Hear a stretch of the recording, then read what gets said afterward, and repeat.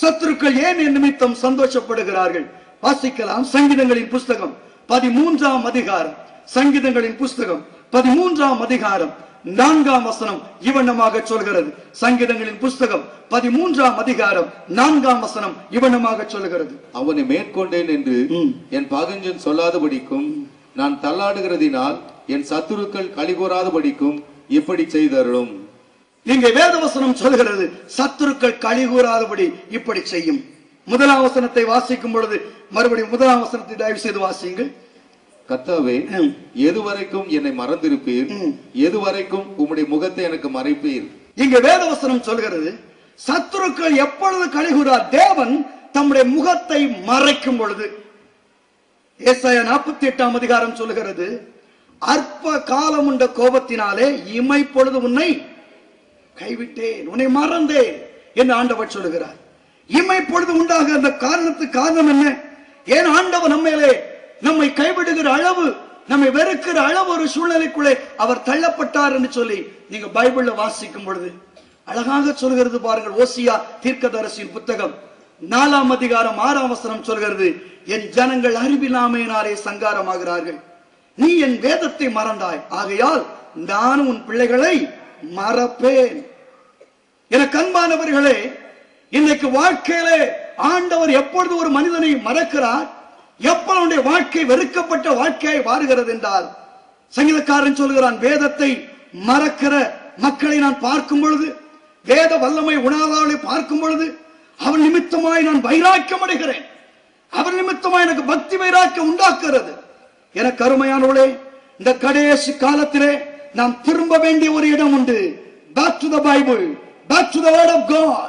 தேவனுடைய வார்த்தைக்கு நேராக தலைகளாக திரும்புவோம். இன்றைக்கு எனக்கு அருமையானவர்களே, வாழ்க்கையில் ஒரு மோட்சம், வாழ்க்கையில் ஒரு விடுதலை வர வேண்டுமானால் கர்த்தருடைய வசனத்துக்கு நேராக நம்முடைய வாழ்க்கையை திருப்பி அமைப்போம். இன்றைக்கு உலகம் எங்கெங்கோ போய் கொண்டிருக்கிறது. நவீனமயமான காலங்கள், எல்லாவற்றிலும் முன்னேற்றம், எல்லாவற்றிலும் முன்னோக்கு திட்டங்கள். ஆனால் இன்றைக்கோ கர்த்தருடைய வார்த்தை அபூர்வமாயிருக்கிறது. கர்த்தருடைய சத்தம் அபூர்வமாயிருக்கிறது. கர்த்தருடைய மெய்யான சுவிசேஷம் அபூர்வமாயிருக்கிறது. எனக்கு அருமையானவர்களே, எரேமியா தீர்க்கதரிசி சொன்னது போல, ஜீவ தண்ணீர் ஊற்றாகிய என்னை விட்டு விட்டார்கள், தண்ணீர் நிற்காத வெடிப்புள்ள தொட்டியை தங்களுக்காக அவர் வெட்டி கொண்டார்கள். இன்றைக்கு பாவத்தை செய்து பாவத்திற்கு தத்துவம் சொல்லுகிற மக்கள் உண்டு. எனக்கு அருமையானவர்களே, நன்றாக நினைவிருக்கிறது, ஒரு மேலை நாடு ஒன்றுக்கு போகும் பொழுது அந்த ஆலயத்திலே பாவத்தை குறித்து பேசக்கூடாது என்று சொல்லி போதகரனோடு விவாதித்துக் கொண்டிருந்தார். நான் கேட்டேன், சின் என்றால் என்னையா, வாட் இஸ் அடல்டரி என்று நான் அவரிடத்தில் கேட்டேன். கேட்டபொழுது அவர் சொன்னார், இதையெல்லாம் we are not considering because we are already born again. நாங்கள் தேவனுடைய பிள்ளைகள், அதற்கு நாங்கள் முக்கியத்துவம் கொடுப்பதில்லை. இன்னொரு சபையில காணப்படும் அநேக காரியங்கள் எனக்கு வேதனையா இருந்தது.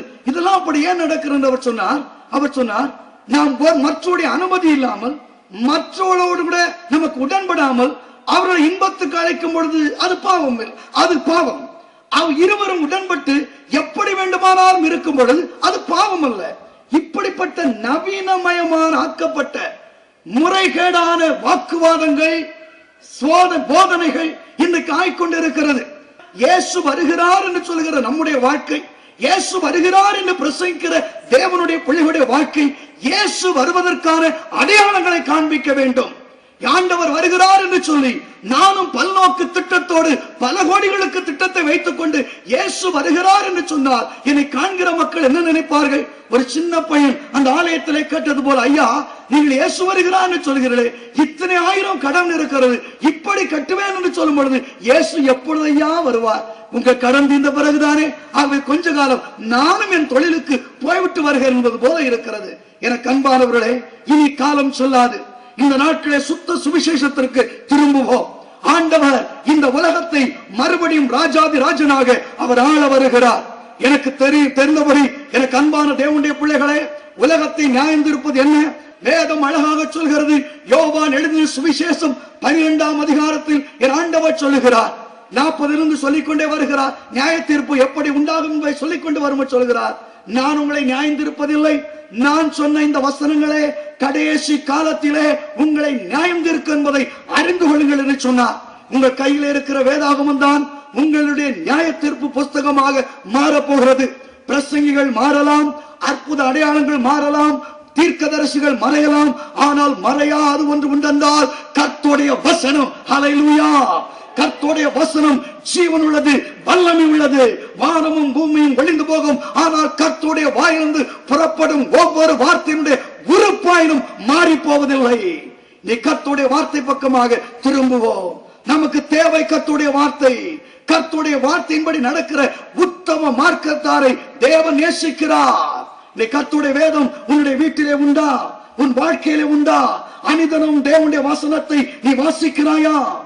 ஆண்டோடைய வசனத்துக்கு முக்கியத்துவம் கொடுக்கிறோமா? எல்லா பிரஸ்தாபங்களையும் பார்க்கிறோம், அவருடைய வசனத்தை அவர் மகிமைப்படுத்தி இருக்கிறார். ஆண்டோடைய வசனம் நம்முடைய வீட்டிலே உண்டா? அதை தியானிக்கிற பழக்கம் உண்டா? நம்முடைய பிள்ளைகளுக்கு சொல்லிக் கொடுத்திருக்கிறோமா? யோசித்து பாருங்கள். நாங்கள் எங்களுடைய தாயாரை குறித்து சாட்சி சொல்ல முடியும். ஒவ்வொரு நாள் இந்த தாயார் சொல்லுவார், வசனத்தை வாசிக்காவிட்டால் எப்பா சாத்தாவும் முதல்ல வந்து உட்கார்ந்துருவான், எனக்கு தெரியாது. நீ சீரழிந்து போவா, எனக்கு தெரியாது. கண்டிப்பாக வேத வசனத்தை வாசிக்க வேண்டும். காலை எழுந்தவுடன் பைபிளை எடுக்க வேண்டும் என்றுதான் கட்டுக்கோப்பாக வளர்க்கப்பட்டோம். காலமானாலும் ஒரு நாள் அதை சாட்சியாக சொல்கிற அளவு ஆண்டோடைய சன்னிதானத்தில் சொல்வோம். என்னுடைய தாயார் எதை கொடுத்தாலும் இல்லையோ கர்த்தருடைய வேத வசனத்துக்கு முக்கியத்துவம் கொடுத்தார்கள். என்னுடைய பிள்ளைகளுக்கு சொல்லி இருக்கிறேன், காலையில் எழுந்தவுடன் முதலாவது உடைய கையிலே நான் பார்க்க வரும்போது வேத புத்தகம். காலையில் எழும்புகிறோம், நானும் சரி என் பிள்ளைகளும் காலையில் 5 மணிக்கு எழும்புகிறோம். 5:30 மணிக்கு எங்கள் வீட்டிலே குடும்ப ஜெபம் உண்டு. வேதம் வாசிக்கிறார்கள், ஜெபிக்கிறார்கள். இன்றைக்கு உன்னுடைய குடும்பத்திலே வேத வசனத்துக்கு முக்கியத்துவம் கொடுத்திருக்கிறியா? யோசித்துப்பார். தீர்க்க தரிசனமானாலும் அற்புத அடையாளங்கள் ஆனாலும் எல்லாம் மாறி போகலாம், ஆனால் மாறாதது கர்த்தருடைய வார்த்தை, கர்த்தருடைய வேத வசனம். உன் பிள்ளைகளுக்கு சொல்லுகிறாயா? குடும்பமாக உட்கார்ந்து வேத வசனத்தை வாசிக்கிறீர்களா? எவ்வளவு நேரம் குடும்பமாக உட்கார்ந்து எதையோ பார்த்து கொண்டிருக்கிறீர்கள்? இன்று தயவு செய்து வேதாமத்துக்கு திரும்புங்கள். குடும்பமாக உட்கார்ந்து இந்த கடைசி காலத்திலே கர்த்தருடைய வேதத்தை நீங்கள் வாசிக்க ஆரம்பியுங்கள். கர்த்தர் உங்களை எல்லா தீங்கு விலக்கி காப்பார். அவர் உங்கள் ஆத்துமாவை காப்பார். அவர் உங்கள் போக்கை வரத்தை இது முதற்கொண்டு என்றென்றைக்கும் காப்பார். கர்த்தருடைய வசனம் உங்களுடைய வாழ்க்கையிலே உண்டா? ஒரு வசனம் போதும், ஒரு வார்த்தை போதும் உங்கள் வாழ்க்கையில எங்கள் பிழைப்படைய. அன்றைக்கு ஆண்டவரிடத்தில் வந்த எத்தனையோ மக்கள் வந்தார்கள், தங்கள் வேதனைகளை சொன்னார்கள், கண்ணீரை சொன்னார்கள், சுகமாக வேண்டும் என்று சொன்னார்கள். ஆனால் ஒரு புறஜாதியான், ஒரு ரோம பட்டாளத்தை சார்ந்த ஒரு மனிதன், 100க்கு அதிபதியான ஒரு மனிதன் அவரிடத்திலே வேண்டவும் சொல்லவில்லை, வரவும் அழைக்கவில்லை. ஒரே ஒரு காரியத்தை சொன்ன, ஆண்டவரே ஒரு வார்த்தை சொல்லும், அப்படி என் வேலைக்காரன் பிழைப்பான். அவனுக்கு அந்த வார்த்தையினுடைய வல்லமை தெரிந்திருக்கிறது. இந்த கர்த்தருடைய வார்த்தையினுடைய வல்லமை உங்கள் வாழ்க்கையிலே தேடுங்கள் அம்மா. இந்த கடைசி காலத்துல அங்குமின் ஓடுவதை விட்டுவிட்டு கர்த்தருடைய வசனத்தை தியானிங்கள். இது கிடைக்க கூடாத ஒரு அடிய காரியம் உலகத்திலே வந்து கொண்டிருக்கிறது. எல்லாம் ஒட்டுமொத்தமாக ஒன்றோடு ஒன்று என்று இணைந்து போகும் பொழுது common Bible, common translation, common worship மாறிக்கொண்டிருக்கிற காலம். உங்களுக்கு ஒன்று தெரியுமா? அந்த கிறிஸ்துவின் ஆளுகைக்கு ஆரம்ப பணிகள் எல்லாம் மிக மிக துரிதமாக உலகம் முழுவதும் நடைபெற்றுக் கொண்டிருக்கிறது. இனி நாம் பிடிக்க வேண்டியது, ஸ்தாபிக்க வேண்டியது கிறிஸ்துவின் ராஜ்யமே தவிர உலக ராஜ்யம் அல்ல. மறுபடியும் சொல்லுகிறேன், இனி இந்த உலகத்திலே கிறிஸ்தவர்களாகி நாம் ஸ்தாபிக்க வேண்டியது, விரும்ப வேண்டியது, நாட வேண்டியது உலக ராஜ்யங்கள் அல்ல, தேவராஜ்யம். தேவராஜ்யம். ஆண்டவர் சொன்னார், முதலாவது தேவனுடைய ராஜ்யத்தையும் நீதியையும் தேடுங்கள், அப்பொழுது எல்லாம் உங்களுக்கு கூடுதலாக கொடுக்கப்படும். கொடுக்கப்படும். எத்தனை காரியங்கள் யோசித்து பாருங்கள். எத்தனை கோடிகள் நாட்களில் தேவனுடைய ராஜ்யத்திற்காக செலவு செய்யப்படுகிறது. யோசித்து பாருங்கள். ஒரு தமிழ்ல ஒரு புலவன் சொல்றான், தனி ஒரு மனிதனுக்கு உண்ண உணவில்லை எண்ணி இஜகத்தினை அழைத்திடுவோம் சொல்றான். அது உணவை பற்றி பேசுறான். நான் சொல்லுகிறேன், ஆண்டவர் சொன்னார் அல்லவா, பிள்ளைகள் அப்பங்கள் கேட்கிறார்கள், அவர்களுக்கு அதை நீ கொடுப்பாயா? ஜீவாப்பத்தை கொடுப்பாயா? ஜீவாப்பத்தை கொடுப்பாயா? எத்தனை நாடுகளிலே, எத்தனை தேசங்களிலே தேவ வசனம் இல்லாதபடி ஜனங்கள் சீரழிந்து அழிந்து கொண்டிருக்கிறார்கள். போட்ட இடத்திலே வசனம், ஓட்டச்சட்டியிலே குதிரை ஓட்டுவதை போல நெல்லை மாவட்டத்தையும் தமிழகத்தையும் சுற்றி வந்து கூட்டங்களை வைத்துக் கொண்டு பெரிய காரியங்களை செய்வது பெரிதல்ல. போகாத இடங்களுக்கு போவோம், அறிவிக்கப்படாத ஜனங்களுக்கு சுவிசேஷத்தை அறிவிப்போம், ஆண்டவருடைய ராஜ்யத்தை ஸ்தாபிப்போம். இதுதான் இந்த இலக்கு. அதை செய்ய புறப்பட்டு வருவோம் அருமையானவர்களே. அதுதான் தேவை, அதுதான் தேவை. ஆண்டவரத்தில் கேட்போம், ஆண்டவரே வேத வசனத்தை எனக்குள்ளே தாரும். எனக்கு அருமையானவர்களே, உங்களுக்கு தெரியுமா, ஒரு அருமையான தேவனுடைய மனிதர் இருந்தார், வாட்ச்மேன் நீ என்று சொல்லி. அவரை கொடூரமாக துன்பப்படுத்தின பொழுது, நீ இந்த வாயை வைத்துக் கொண்டுதானே இயேசு கிறிஸ்துவை பற்றி சொல்லிக் கொண்டிருக்கிறாய், உன் நாக்கை வெட்டிவிட்டால் எங்கே சொல்லுவாய்? அவர் நாக்கு வெட்டப்பட்டது, கைகள் எழுதி கொண்டே இருந்தது. ஓடி வந்து பார்க்கிறார்கள், அத்தனையும் தேவனுடைய வார்த்தை. கைகளை வெட்டினார்கள். இப்பொழுது எப்படி சுவிசேஷத்தை சொல்லுவாய்? அவர் கால்களை வைத்து ஆண்டோடைய வார்த்தை எழுதி கொண்டிருந்தார். இப்படிப்பட்ட வாட்ச்மேன் நீங்கள் இன்றைக்கு தேவை.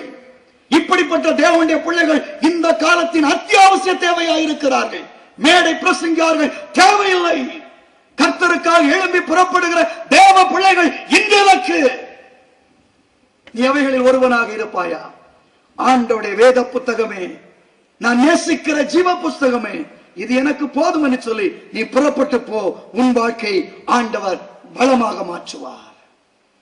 உபாகமம் 28ஆம் அதிகாரம் சொல்கிறது, நான் இன்றைக்கு உனக்கு விதிக்கிற கற்பனைப்படியெல்லாம் நடக்க நீ கவனமா இருக்கும் பொழுது, முதல் 15 வசனங்களிலே தேவனுடைய ஆசீர்வாதத்தை பட்டியலிட்டுக் கொண்டு போகிறார். இன்னைக்கு அந்த பட்டியலை உன் வாழ்க்கையிலே சுதந்திரமாக்கிக் கொள்ள இன்றைக்கு புறப்பட வேண்டியது அவசியமாயிருக்கிறது. இறுதியாக ஒன்றை சொல்லி நான் நிறைவு செய்ய விரும்புகிறேன். சத்துரு சந்தோஷப்படாமல் இருக்க வேண்டுமானால், முதலாவதாக நம்முடைய இலக்கை அடையும்படி தேவனை நம்முடைய மனமகிழ்ச்சியாக கொள்வோம். இரண்டாவதாக நம்முடைய வாழ்க்கையிலே கர்த்தருடைய வசனத்துக்கு திரும்புவோம். இறுதியாக நான் வாசித்தது மீகா தீர்க்கதரிசியின் புத்தகம் 7ஆம் அதிகாரத்திற்கு உங்களை அழைத்துச் செல்கிறேன். 8ஆம் வசனத்தை மறுபடியும் வாசிப்போம். என் சத்துருவே, எனக்கு விரோதமாய் சந்தோஷப்படாதே. நான் விழுந்தாலும் எழுந்திருப்பேன். நான் இருளிலே உட்கார்ந்தால் கர்த்தர் எனக்கு வெளிச்சமாயிருப்பார். இங்கே வேத வசனத்தை சொல்கிறது, என் சத்துருவே என்னையும் தனி சந்தோஷப்படாதே. சத்துரு சந்தோஷப்படுத்துறது மீகா 7ஆம் அதிகாரத்தில் என்னங்க காணப்படுது? அந்த 7ஆம் அதிகாரத்தில் ஒரு காரியத்தை நீங்கள் திட்டம் தெளிவுமாக பார்க்கிற. என்ன காரியம்னா, அது 7ஆம் அதிகாரம் 5ஆம் வசனத்தை தயவு செய்து வாசிங்க. 7ஆம் அதிகாரம் 5ஆம் வசனம். சிநேகிதனை விசுவாசிக்க வேண்டாம், சிநேகிதனை விசுவாசிக்க வேண்டாம், வழிகாட்டியை நம்ப வேண்டாம், வழிகாட்டியை நம்ப வேண்டாம். உன் மடியிலே படுத்துக்கொள்ளுகிறவனுக்கு முன்பாக உன் வாயை திறவாமல் எச்சரிக்கையாயிரு. உன் மடியிலே படுத்துக்கொள்ளுவளுக்கு வாயை திறக்க எச்சரிக்கையாயிரு. மகன் தகப்பனை கனவினப்படுத்துகிறான், மகன் தகப்பனை கனவினப்படுத்துகிறான். மகள் தன் தாய்க்கு விரோதமாகவும், மகள் தன் தாய்க்கு விரோதமாகவும், மருமகள் தன் மாமிக்கு விரோதமாகவும், மருமகள் தன் மாமிக்கு விரோதமாக எழும்புகிறார் போல். இங்க வேத வசனத்தை வாசிக்கும் பொழுது சுருக்கமாக இந்த பகுதியில் உள்ள ஒரு சம்மரியை சொல்ல வேண்டுமானால், ஆண்டவர் எப்பொழுது நம்முடைய வாழ்க்கையிலே உயிர் மீட்சி தூக்கி விடுவார், எப்பொழுது எகிப்திலிருந்து புறப்பட்ட நாட்களைப் போல அதிசயங்களை காணப்படுவார் என்று சொன்னால், சுயநலம் இல்லாத வாழ்க்கை வரும் பொழுது. இன்றைக்கு நம்முடைய பக்தி எல்லாம் காலையில் எந்திரிச்ச உடனே அது தப்பு இல்லை, நமக்காக நம்ம பிள்ளைங்களுக்காக தப்பு நான் சொல்லல. ஆனா இன்னைக்கு எதுக்கு இம்பார்ட்டன்ட் கொடுக்கிறோம்? வாழ்க்கையில எதுக்கு முக்கியம்? எதுக்கு முக்கியம்? நம்ம குடும்பத்தையே நம்பி நம்பி, நம்முடைய சொந்த பந்தங்களையே நம்பி நம்பி அதிலேயே மூழ்கி கொண்டிருக்கிறோமே. தூத்துக்குடியில் ஒரு ஆலயம் இருக்குதுங்க. அந்த ஆலயத்துல பார்த்தா ஒரே குடும்பம், ஒரே மக்கள். ஒரு வீட்டுல கல்யாணம்னாலும் எல்லாம் கல்யாண சாப்பாடு சாப்பிட்டு கோயிலுக்கு வருவாங்க. ஒரு வீட்டுல ஒரு கெட்ட காரியம்னா கோயில் எனக்கு க்ளோஸ், எல்லாம் அங்க போயிடும். உண்மையை சொல்லுகிறேன், எவ்வளவு பரிதாபம். இதெல்லாம் மாயங்க. ஆக குடும்பத்தை விட்டுட்டு ஓடுங்க நான் சொல்லல, இதை விட முக்கியமானது. அவன் சீசன் சொல்ற, ஆண்டவரே உம்மை நான் பின்பற்றி வரட்டுமா? அதுக்கு முன்னாடி ஒரே ஒரு காரியம், நான் குடும்பத்துக்கு செய்ய வேண்டிய காரியம். ஆண்டவர் சொன்னார், மரித்தோர்களை அடக்கம் பண்ணுவார்கள், நீ என்னை பின்பற்றி வா. ஆண்டவர் உன்னிடத்தில் எதிர்பார்க்கிற ஒரு காரியம், நீ செய்ய வேண்டும் என்று எதிர்பார்க்கிற காரியம் என்னவென்றால், கிறிஸ்துவுக்கு முதலிடம் கொடுக்க வேண்டும். வாழ்க்கையில தோல்விக்கு காரணம் நம்ம முன்னாடி வச்சுக்கிட்டு போறோம் இல்லையா? ஊர்ல நல்ல நல்ல பழமொழிலாம் சொல்லுவாங்க. ஊராம் வீட்டு பிள்ளைய ஆஹா என்ன ஊராம் வீட்டு விளைய ஊட்டி வளர்த்தா தாம்பிள்ள தானா வளரும். எங்க ஊர்லாம் அப்படி சொல்ல மாட்டேன்றாங்களே. ஏன்? சாப்பிடுற நேரம் வந்தோடனே பேபி இப்ப ஆன்டி அங்கிள் எல்லாம் அங்க கொஞ்சம் இதா போறோம், நீ வீட்டுக்கு போயிட்டு நாளைக்கு காலையில் விளையாடு வாரியா? எவ்வளவு அழகா விட்டு விட்டு வெளியே அனுப்பிக்கிட்டு நம்ம டொபக்கு டொபக்குன்னு சாப்பிடுறோம். யோசித்து பாருங்க, நமக்கு மற்றவங்களை பற்றி என்னங்க பாரம் இருக்குது? யோபனுடைய வாழ்க்கையில கத்த சிறையிருப்பை எப்படி திருப்புறார்? அடிக்கடி கேட்ட பிரசங்கம் தான். யோபு தன் சிநேகிதருக்காக வேண்டுதல் செய்த பொழுது கர்த்தர் யோபின் சிறையிருப்பை மாற்றினார். சாலமோன் நான் நல்லா இருக்கேன்னா எனக்கு ஞானத்தை தாங்க, நான் ரொம்ப துட்டு சம்பாதிக்கணும். கர்த்தர் அவனை ஆசீர்வதித்த மகனே இன்னும் நிறைய நீ சம்பாதிக்க வேண்டும், இன்னும் நான் உன்னை பலப்படுத்துவேன். அப்படியே கொடுத்தாரு. ஆண்டவரே இந்த ஜனத்தை நடத்துவதற்கு எனக்கு ஞானம் இல்ல. கர்த்தர் ஞானத்தையும் கனத்தையும் அவனுக்கு கொடுத்தார். இன்னைக்கு நம்முடைய ஜபங்கள் எப்படி இருக்கு யோசித்து பாருங்க. நம்ம எவ்வளவு ஜபம் பண்றோம், மற்றவங்களுக்காக எவ்வளவு கதறுகிறோம் யோசித்து பாருங்க. இந்த தேசத்திற்காக எவ்வளவு கதறுகிறோம் யோசித்து பாருங்க. நம்முடைய வாழ்க்கையில் அடிக்கடி நம்முடைய குடும்பங்களை முன்னாடி வைக்கும் பொழுது அதுதான் நமக்கு சோதனையாய் போகிறது. எத்தனை பெற்றோரை பார்க்கிறேன், ரொம்ப நம்பிக்கை பிள்ளை மேல வச்சிருவாங்க. பார்க்கும்போது பரிதாபமா இருக்கும். அவங்க எந்த பிள்ளையை நம்புறாங்களோ அவங்க வாழ்க்கையில அவன் தான் அவனுக்கு கேடா இருக்கும். யோசித்து பாருங்க. பிள்ளைகள் மேல உங்க நம்பிக்கை வைக்காதீங்க, கர்த்தர் மேல நம்பிக்கை வைங்க. உங்களுடைய எதிர்காலத்தை கர்த்தருடைய கரங்களை கொடுங்கள். அருமையான பெற்றோர்களே, கர்த்தருடைய கரத்தில் உங்களுடைய கரத்தை கொடுங்கள். ஆண்டவரே நீர் எங்களை கரம் பிடித்தவர், நீர் எங்களை நடத்தும், அவர் உங்களை நடத்துவார். ஆக பிள்ளைகளை நேசிக்க வேண்டாம் நான் சொல்லல. ஏன் அப்படி ரொம்ப அன்பை வச்சு பிள்ளைங்க பிள்ளைங்க பிள்ளைங்க பிள்ளைங்க அவன் கடைசியில் அழகா திருநெல்வேலி அல்வா கொடுத்துட்டு போயிருவான். உட்காந்துரும் பாம்போல உட்காந்துருப்பாங்க. கந்த வட்டி அந்த வட்டி எல்லாம் வாங்கி வெளிநாட்டுக்கு அனுப்பிட்டு இது அல்வா சாப்பிட்டுட்டே உட்கார்ந்துருக்கும். அவன் ஜாலியா இருப்பான். எத்தனை பிள்ளைகள் அப்படி இருக்கிறாங்க, எத்தனை பேரண்ட்ஸ் நீங்க கண்ணீர் வடிச்சுக்கிட்டு இருக்காங்க. இது காரணம் என்ன? உங்கள் நம்பிக்கை கர்த்தராக இருக்கட்டும், உங்கள் வாழ்க்கையின் ஆதாரம் கர்த்தராக இருக்கட்டும். அவர் உங்கள் வாழ்க்கையின் ஆதாரமாக இருக்கும் பொழுது வேதவசனம் சொல்கிறது, கர்த்தரே தன் நம்பிக்கையை வைக்கிற மனுஷன் பாக்கியவான். உலகத்தில் உள்ள ஆதாரங்களை தேடி நாடி போகும் பொழுது வாழ்க்கையிலே வீழ்ச்சி அடைகிறோம், தோல்வி அடைகிறோம். அதுதான் வேதாமத்தில் நடந்தது. லோத்துக்கும் ஆபிரகாமுக்குள்ள வித்தியாசம் என்ன?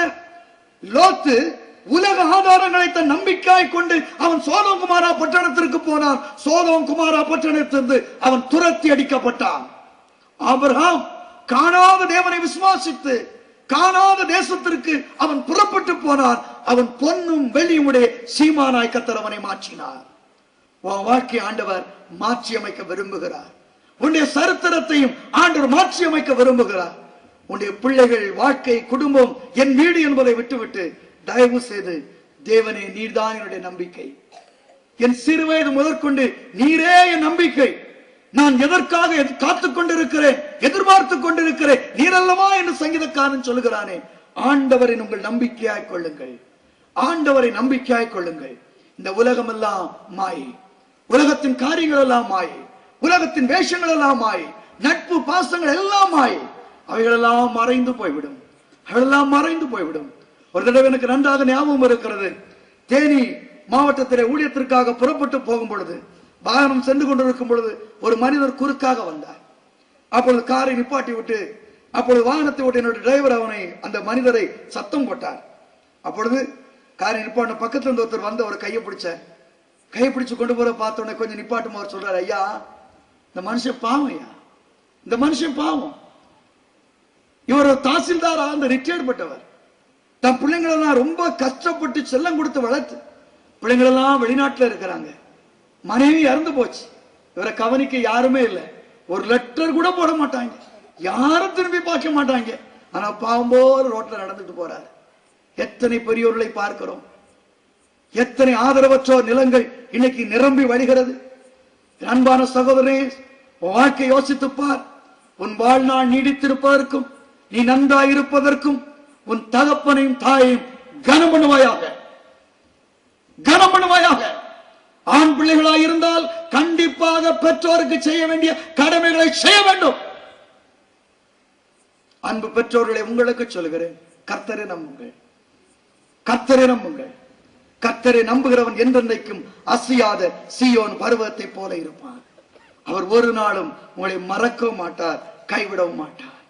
இந்த மாலை வேளையிலே சத்துரு சந்தோஷப்படாமல் இருக்க வேண்டுமானார் மூன்றாவது நிலைமை, உலக சம்பாத்தியங்கள், பொருள் ஈட்டுதல், இவைகளுக்கெல்லாம் முக்கியம் கொடுக்காமல் கர்த்தரை உங்கள் வாழ்க்கையின் மையமாக வையுங்கள். இந்த அதிகாரத்துல தான் சொல்லுது, லஞ்சம், நியாயமற்ற வாழ்க்கை, தவறான சம்பாத்தியங்கள் இவைகளுக்கு போகும் பொழுது சத்துரு சந்தோஷப்படுகிறான். வீடு, தவறான சந்தோஷங்கள் இவை போகும் பொழுது சத்துரு சந்தோஷப்படுகிறான். இன்னைக்கு ஆண்டவரிடத்துல திரும்பி வருவீங்களா? ஆண்டவரே, நீங்க தான் எனக்கு வேணும்னு சொல்லுவீங்களா? உலகமெல்லாம் மாயையா, உலகமெல்லாம் மாயையா, அன்பொன்றே போதுமையா, அன்பொன்றே போதுமையா. பிரசன்னம் பிரசன்னம் தேவ பிரசன்னம், ஆஹா பிரசன்னம் பிரசன்னம் தேவ பிரசன்னம். தேவனுடைய முகத்தை நாம் நோக்கி பார்ப்போம். கல்வாரின் வல்லமையுள்ள கரத்தினாலே உங்களுடைய பிள்ளைகளை நீ தொடும்படி நான் செபிக்கிறேன். என்ன தீர்மானங்கள் இன்றைக்கு எடுத்தார்களோ, எதை விட்டுவிட வேண்டும் என்று நினைத்தார்களோ, எது எனக்கு தேவையில்லை என்று வெறுத்து தள்ளினார்களோ, அவை எல்லாவற்றிலிருந்தும் இயேசு கிறிஸ்துவின் வல்லமை அவர்களுக்கு ஒரு விடுதலையை கொடுப்பதாக, விடுதலையை கொடுப்பதாக, விடுதலையை கொடுப்பதாக. குமாரன் விடுதலையாக்கினால் மெய்யாகவே விடுதலை ஆவீர்கள் என்று சொன்னீரே, இயேசு கிறிஸ்துவின் வல்லமை அவர்களை விடுவிக்கட்டும் அப்பா. ஒரு புதிய வாழ்வை கொடுக்கட்டும், ஒரு புதிய வாழ்வை கொடுக்கட்டும். இந்த இரவில் நேரத்தில் கூட பாரங்களோடும் வேதனைகளோடு வந்த ஒவ்வொரு பிள்ளைகளுக்காக செபிக்கிறேன்.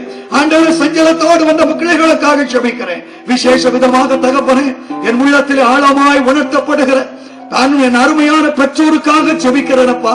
பிள்ளைகள் நிமித்தமாய் எண்ணிலடங்கா துக்கத்தை, வேதனைகளை, கண்ணீரை அனுபவித்துக் கொண்டு ஆதரவற்றவர்களாக அலைந்து கொண்டிருக்கிற, நடை பிணங்களை போல அணைந்து கொண்டிருக்கிற என் அருமை பெற்றோர்களை என் ஆண்டவர் நினைப்பீராக, நினைப்பீராக, நினைப்பீராக. ஆண்டவரே, அவருடைய கண்ணீர் துளிகளை என் ஆண்டவர் நினைவு கூறுவீராக தகப்பனே. ஒரு புதிய வாழ்வை நீர் அவர்களுக்கு கொடுப்பீராக தகப்பனே. அதை போல ஆண்டவரே, என் அருமையான அன்பு பிள்ளைகளுக்காக செபிக்கிறேன். கல்லூரிகளிலும் ஆண்டவரே பள்ளிகளிலும் படிக்கிற என் அன்பு பிள்ளைகளுக்காக நான் வேண்டிக் கொள்கிறேன் அப்பா. ஆண்டவர் ஒரு தகப்பனாக இருந்து என் அன்பு பிள்ளைகளை நான் ஆசீர்வதிக்கிறேன் தகப்பனே. தன்னுடைய பெற்றோருடைய இருதயத்தின் பாரத்தை புரிந்து கொண்டவர்களாக, குடும்பத்தின் பாரத்தை புரிந்து கொண்டவர்களாக, தங்களுக்கு கொடுக்கப்பட்ட ஒவ்வொரு நிமிடங்களையும் காலத்தை ஆதாயப்படுத்திக் கொள்ள, தங்கள் பாடங்களை நன்றாக படித்து வருகிற தேர்வில் ஆண்டவரே தேவனுடைய பிள்ளைகள் ஒரு வித்தியாசமானவர்கள் என்று நிரூபிக்கும்படியாக பலமுள்ள சாட்சிகளை அவர்களிலிருந்து நீர் உருவாக்குவீராக. என் தேவன் அப்படி செய்ய போகிறபடினால் உமக்கு நன்றி செலுத்துகிறோம் ஆண்டவரே. எங்கள் ஒவ்வொரு கிறிஸ்தவ கல்வி ஸ்தாபனங்களும் ஆண்டவரை ஜெயமுள்ள வெற்றியின் ஆண்டாக இதை கொண்டாட என் ஆண்டவர் உதவி செய்வீராக ராஜா. இப்படி செய்கிறபடினால் உமக்கு நன்றி ஆண்டவரே. ஒவ்வொரு பிள்ளைகள் மேலும் உம்முடைய வல்லமையுள்ள கரம் இறங்குவதாக, தேவ பிரசன்னம் இறங்குவதாக, தேவ மகிமை இறங்குவதாக, தேவ அக்கினி இறங்குவதாக.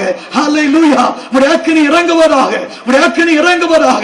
பரிசுத்த ஆவியின் அக்கினி ஒவ்வொரு பிள்ளைகளையும் சந்திப்பதாக, பரிசுத்த அக்கினி ஒவ்வொரு பிள்ளைகள் மேலும் இறங்குவதாக, அக்கினி நானால் காற்று ஒவ்வொரு பிள்ளைகள் மேலும் வீசுவதாக. Hallelujah.